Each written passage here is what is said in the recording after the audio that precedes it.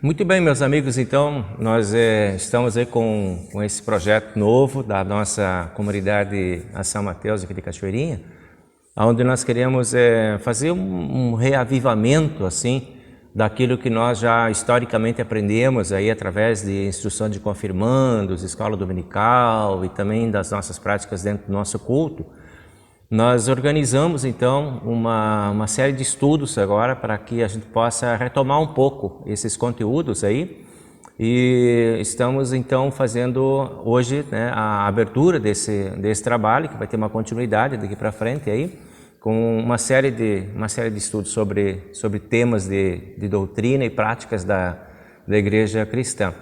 Nós vamos usar como base, né, o nosso Catecismo Menor, do Dr. Martinho Lutero, que traz para nós assim digamos assim, o resumo, a essência, né, da nossa doutrina, dos ensinamentos da nossa igreja luterana. Nós vamos começar então com o primeiro capítulo hoje, que é sobre a Bíblia. Vamos então dar uma pensada sobre esse tema e ver o que nós conseguimos compartilhar com vocês nesse tema.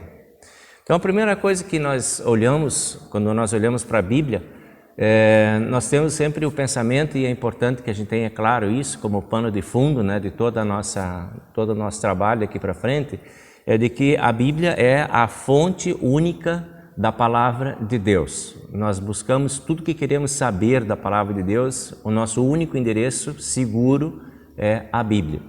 Existem outros livros, documentos, comentários e tudo mais que são, como eu falei para vocês, o Catecismo Menor de Lutero é um desses, né, documentos que nós temos, mas nós sempre mantemos o foco da Bíblia. A Bíblia é o centro, então, do nosso olhar. E por que a Bíblia? Porque a Bíblia, nós entendemos que ela é o livro inspirado pelo Espírito Santo. Deus é quem inspirou, e a gente vai falar um pouquinho depois sobre essa inspiração, como é que ela aconteceu, mas isso é básico também para nós, né, da nossa compreensão.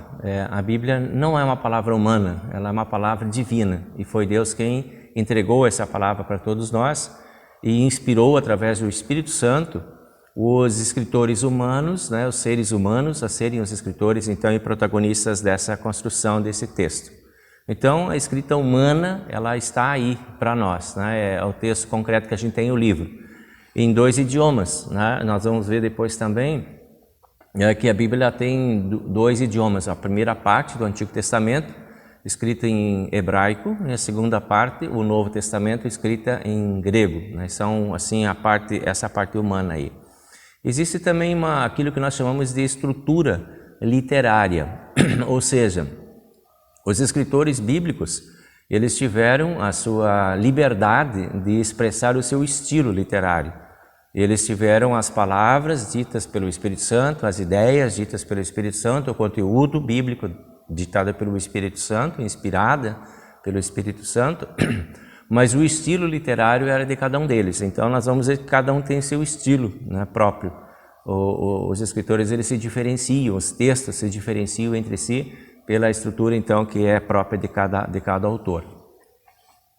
Quanto ao conteúdo bíblico, é interessante também a gente pensar, às vezes as pessoas querem olhar a história do mundo pela Bíblia, né? Mas isso não fala, mas aquilo não fala, e o que quer dizer isso? Por que não fala daquilo?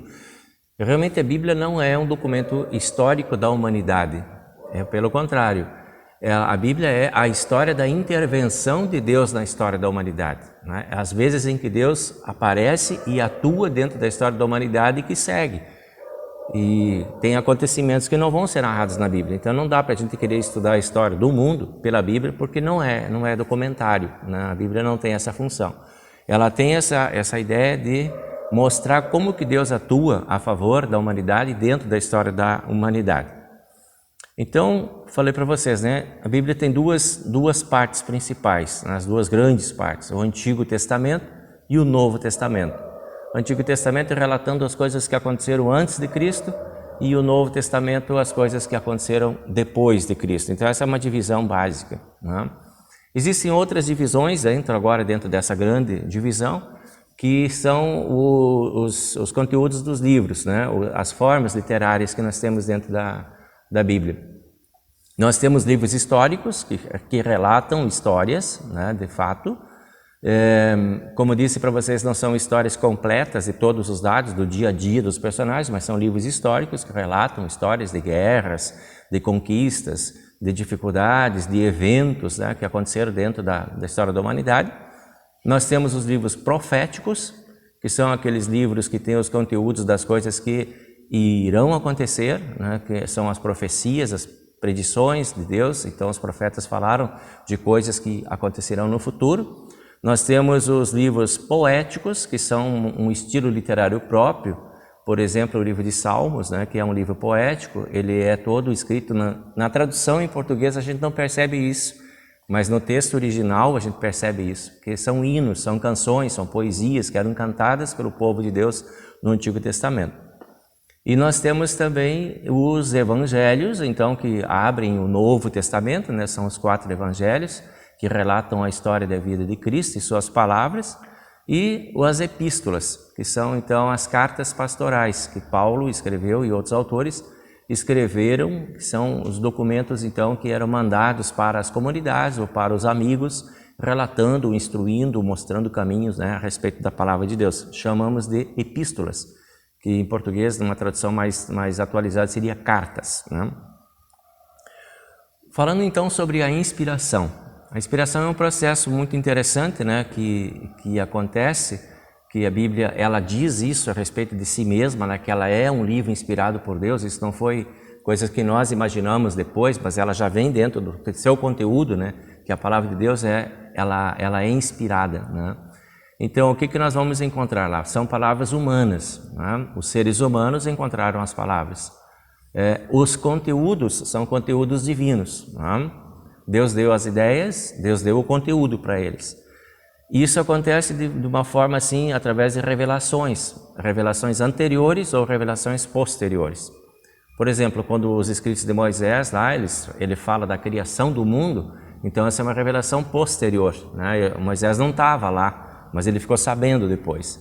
E quando nós falamos de juízo final e eternidade, o João, que é o autor lá do Apocalipse, ele fala de coisas que virão, ele não está lá no futuro, ele está lá no passado, mas ele fala do futuro, então são as revelações anteriores, né? Tem coisas que foram conhecidas antes de acontecer e outras que foram reveladas depois que já tinha acontecido. Existe o que a gente chama de contemporaneidade, né, dos autores. Eles estavam presentes na história. Tem autores que as coisas estavam acontecendo e eles estavam escrevendo, então é diferente das profecias, né? Ele escreve do seu tempo, da sua história, do seu momento, né? Tem também relatos vivenciais, né, que são os livros históricos, que são então inspirados, né, também pelo Espírito Santo, faz parte dessa inspiração, o conhecimento da própria história.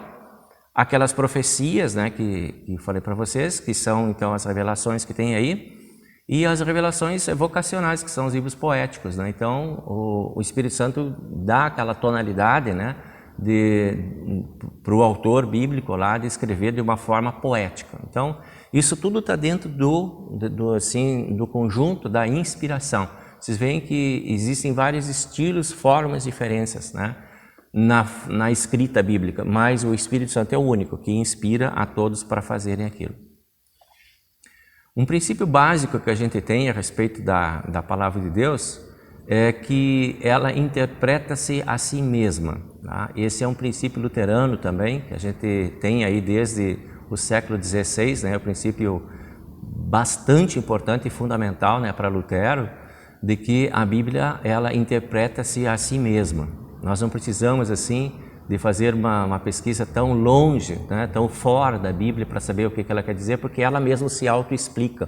Então, essa é a ideia de a gente ter o conhecimento da Bíblia como um todo, de a gente saber, né, a relação que existe entre os textos, né, mesmo que estejam em épocas e tempos diferentes, mas eles se completam, ela se explica, né? Isso nos dá muita segurança, que evita, né, aquela ideia de que cada um dá a sua própria ideia a respeito dos textos lá. A gente sempre procura harmonizar os textos para descobrir as verdades. E isto é o estudo teológico que um pastor faz, quando ele prepara uma mensagem, quando ele prepara um estudo, quando ele prepara, né, um culto, ele vai sempre dentro da própria Bíblia e mergulha na Bíblia e procura fazer todas as relações possíveis de todos os textos para que ele não altere aquilo que está lá pelo seu próprio pensamento, para que ele traga aquela palavra pura e clara, né? Então esse é é um princípio básico que a gente tem também. Quanto aos textos, então, originais, que eu falei para vocês, né, o Antigo Testamento, ele é escrito em grego, aliás, desculpa, ele é escrito em hebraico e aramaico. Tem alguns trechos em aramaico que é tipo um dialeto, né, do hebraico. Então essa é a escrita, a simbologia, né? Os símbolos do hebraico são diferentes dos símbolos do português, né? As nossas letras são diferentes das letras. Só para vocês terem uma ideia, essas são as letras que a gente tem aí do hebraico, né? Um pouco diferente, né? Esse é o alfabeto hebraico. E o Novo Testamento é grego. Esse é o alfabeto grego, né? E ele foi escrito com uma outra grafia. Então, uma grafia diferente, um idioma diferente, e que tem também uma forma de expressar, então, a vontade de Deus aí dentro do seu povo, né? Porque na época em que o Novo Testamento foi escrito, a língua grega, ela era tipo o inglês hoje, uma língua universal, né? Era mais conhecida. Então, foi escrito justamente porque tinha essa ideia de que o Evangelho e a palavra de Deus ela tivesse maior abrangência. Então, a forma de projetar isso foi escrever no idioma que era mais conhecido, em vez de ficar dentro do idioma hebraico, que era apenas dos judeus. Quanto ao tempo de escrita, nós temos o Antigo Testamento com mais ou menos 1500 anos intercalados, é o tempo em que foi descrita, né? Não significa que do Gênesis até lá o Malaquias só teve 1500 anos, mas é o tempo de escrita da Bíblia, o tempo que ela levou para ser escrita, mais ou menos 1500 anos, somando as datas que nós temos reveladas dentro da própria Bíblia. E essa é mais ou menos aqui, só para vocês terem uma ideia, assim, a ordem cronológica, né, dos livros da Bíblia, quando que eles foram escritos. Então, eles estão numa ordem bíblica, mas nem sempre eles estão na mesma ordem cronológica. Não é que significa que um foi escrito depois do outro, eles foram organizados depois. Essa organização que nós conhecemos, ela é uma organização humana, de colocar um depois do outro, quem vem primeiro, quais são os primeiros, quais são os últimos, né? Então, existe uma diferença aí em relação à ordem, né, que eles estão dentro da Bíblia, e a ordem cronológica, o tempo em que eles foram escritos. Essa tabela aqui nos dá mais ou menos uma ideia, né, do que eu estou falando, que é, então, desde lá do primeiro livro até o último livro e os tempos diferentes que eles foram sendo escritos. E aí existiu um período chamado período interbíblico, que é um período que separa o Antigo Testamento do Novo Testamento. Um período que nada foi escrito, né? Um período de silêncio, né? Aí, desde o último livro do Antigo até o primeiro livro do Novo, um período de silêncio, né? Período interbíblico. São 400 anos, mais ou menos, de período chamado de período de silêncio profético entre o Velho e o Novo Testamento, né? Essa separação que tem aí, tá? Aí começa o Novo Testamento. E o Novo Testamento está mais ou menos dentro dessa tabela aqui, ela não está muito nítida aí, mas é essa mais ou menos a tabela, né? O tempo em que eles foram escritos. Começou ali no ano 45 depois de Cristo, né? Então o Tiago foi um dos primeiros que foi escrito, e lá o último foi o Apocalipse, lá para o ano 90 e 100. Entre o ano 90 e 100 foi o Apocalipse que foi escrito. Então começou a escrever ano 45 depois de Cristo, e terminou lá no ano 100. Então a gente sabe que tem mais ou menos 100 anos aí de período de escrita do Novo Testamento. Nós temos então uma diferença em algumas Bíblias, que são a diferença dos livros apócrifos e o cânon bíblico, né? Como é que isso se formou? Existe um processo de formação que chama-se formação canônica dos livros, que são chamados livros canônicos. Então, nós temos 66 livros que são colocados dentro da Bíblia, do Gênesis ao Apocalipse, né? Isso ali no ano 1599 que se fechou, né, essa escrita bíblica, se montou essa forma como nós conhecemos. Mas existem alguns livros que são chamados os livros apócrifos. Por exemplo, na nossa Bíblia, que nós chamamos então a Bíblia evangélica, a Bíblia luterana que nós usamos, nós temos só 66 livros. Mas se você for pegar uma outra Bíblia, por exemplo, uma Bíblia católica, você vai ver que tem mais livros lá, que são, por exemplo, ali nós temos o Tobias, Judite, Salomão, Eclesiástico, né? A Sabedoria de Salomão, Eclesiástico, Baruque, tem 2 cartas, né? Que tem uma carta de Jeremias também, que às vezes entra, tem 1º e 2º Macabeus, que também entra, tem alguns trechos que foram acrescentados ao livro de Esther, e alguns trechos que foram acrescentados ao livro de Daniel, né? Essa é uma diferença bíblica que nós temos aí, que são chamados os livros, que foram colocados depois daquele acordo dos 66 livros. Então, algumas igrejas seguiram uma linha, outras igrejas seguiram outra linha. A Igreja Católica adotou a ideia de colocar esses livros a mais, que são, então, não vamos entrar agora no detalhe, no mérito da questão, do porquê, mas é um processo histórico que acontece em que a Bíblia fica diferente um pouco de uma para outra, a formação. Então, como eu disse para vocês, a Bíblia não é um livro histórico, mas é um livro bíblico, né? E é um livro que tem intervenções divinas da história da humanidade. Como que Deus atuou em momentos diferentes na história da humanidade.